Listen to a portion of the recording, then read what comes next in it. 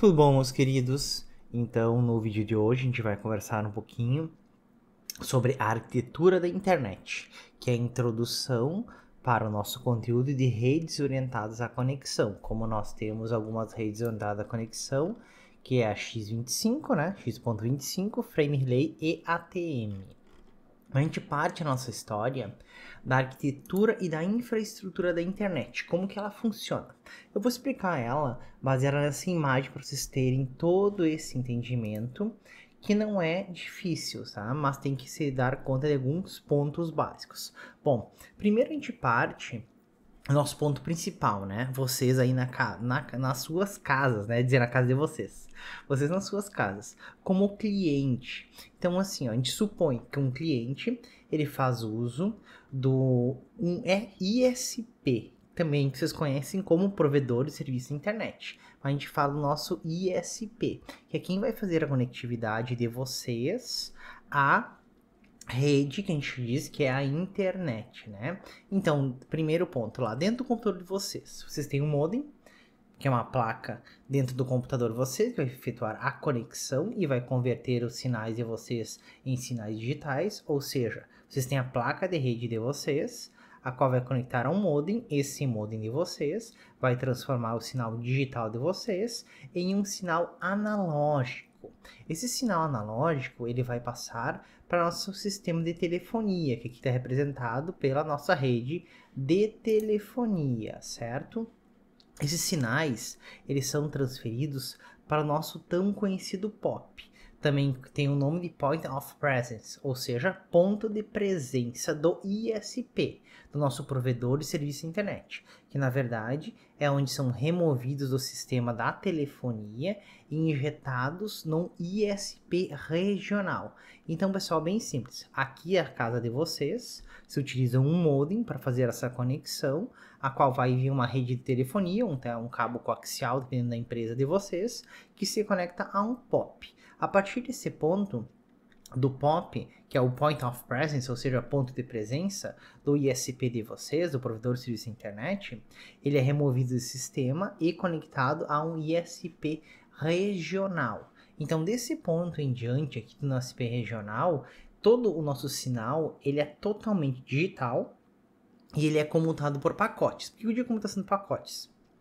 Porque aqui no nosso sistema regional, nós já temos que vai chegar aqui, por exemplo, nesse ponto daqui, e ele vai seguir por rotas independentes. Pode seguir por essa rota aqui por baixo, pela rota por cima, fazer a volta. Então é uma comutação de pacotes, na qual nós não ocupamos uma linha telefônica como nós temos na ocupação aqui, como era nos sistemas mais antigos, né? Tanto é que hoje a gente usa a comutação de pacotes e não comutação de circuitos, né? No qual nós fechávamos um circuito telefone de ponta a ponta. Isso lá na nossa época, da minha época, né? Lá de 84, nossos modems lá que a gente fazia aquela discagem para a empresa de telefonia e ocupava a rede, ok? Então aqui, ó, no nosso POP, né? Normalmente esse SP que tem nesse POP faz a comutação dos nossos pacotes. Se o SP ele for da empresa de telefonia local, o nosso POP aqui provavelmente será localizado na central de computação telefônica, né? Onde termina a fiação da nossa rede telefônica.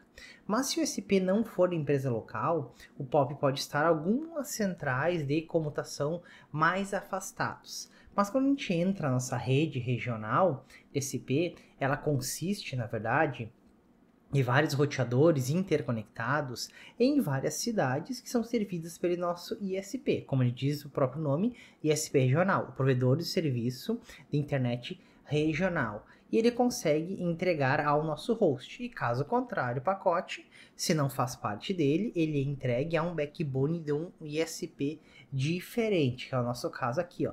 Por exemplo, o nosso pacote, o seu destinatário está nessa região. Se está nessa região, ele vai fazer a entrega do serviço. Se não, a gente cai para o nosso backbone. O que seria o nosso backbone? O nosso backbone está a um nível superior. Seria, por exemplo, assim, ó. Eu moro em Santa Maria. Eu estou fazendo a conexão ao serviço qual uma ISP regional não sabe resolver, e vai subindo aos nossos ISPs, até chegar a um backbone. Bom, eu estou acessando um site, o qual fica lá nos Estados Unidos. Então, quem são esses níveis superiores, essas operadoras que controlam todo esse tráfego do nosso backbone, que é a nossa, podemos dizer assim, ó, é a nossa espinha da internet, né? É por onde passa tudo. São grandes empresas como a AT&T e a Sprint. Então elas operam com redes internacionais de backbones, com milhares e milhares e milhares de roteadores conectados, tudo por fibra, óbvio, por causa da largura de banda.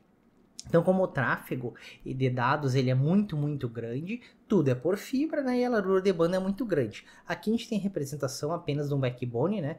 Então, seria nosso IP regional, a gente sai para um backbone. E aí ele vai escolher a sua rota por inúmeros roteadores até chegar ao nosso destino final. E grandes corporações e serviços de hosts que controlam grupos de serviços, que a gente fala que são os nossos server farms, ou seja, máquinas podem servir a milhares de páginas web por segundo.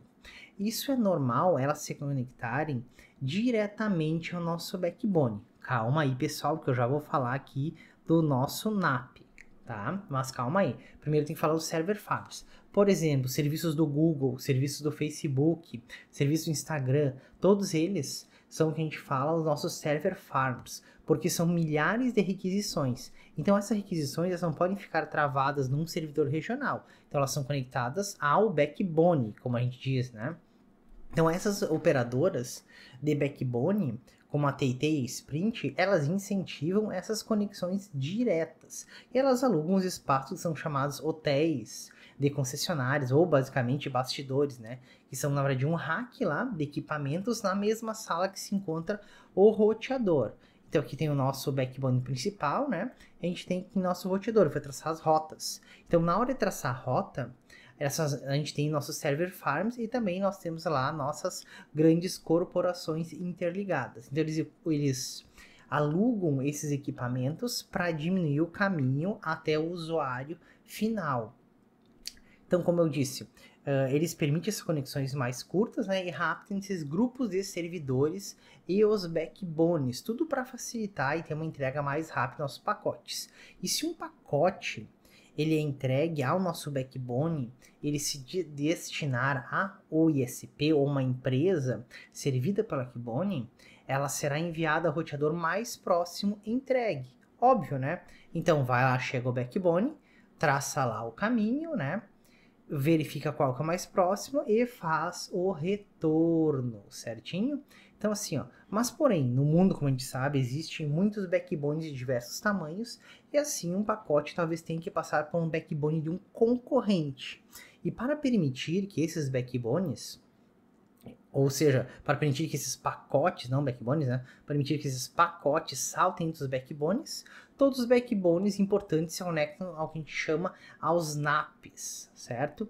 Então, o NAP seria a nossa conexão. Mas, basicamente, o que é um NAP? NAP nada mais é do que uma sala que é repleta de roteadores, pelo menos um por backbone, certo? Para fazer essa conexão. Então, o NAP, na verdade, é essa sala onde eu tenho a interconexão dos meus backbones, onde eu vou verificar a minha rota e depois eu volto. Só que, como se diz, as grandes corporações têm seus server farms, né? E também são conectadas diretamente a essa espinha dorsal. Tudo para facilitar essa entrega dos nossos dados. Então, o NAP, na verdade, é uma LAN na sala que conecta todos os nossos roteadores de forma que os pacotes podem ser, né, ou possam ser encaminhados de qualquer backbone para qualquer outro. Pessoal, aqui está representado dessa forma, mas seria assim, ó. Digamos, esse backbone está conectado, que é da outra empresa, esse aqui, tá? E daí eu verifico a melhor rota e faço a conexão e a saída, ok? E além deles estarem conectados aos NAPs, esses backbones maiores têm numerosas conexões diretas entre seus próprios roteadores. E essa técnica é conhecida como formação de pares privados.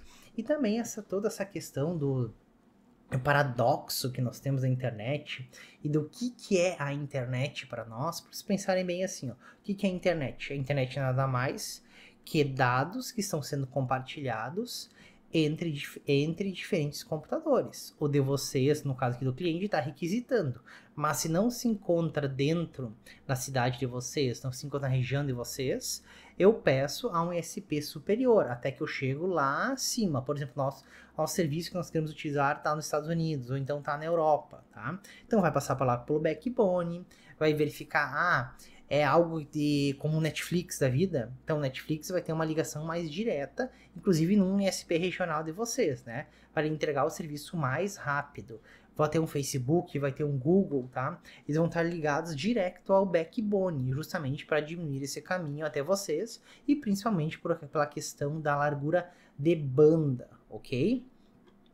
E depois disso, pessoal, no próximo videozinho, depois de a gente ter essa introdução à arquitetura da internet, o que é a arquitetura da internet, nós vamos conversar sobre as nossas redes orientadas à conexão.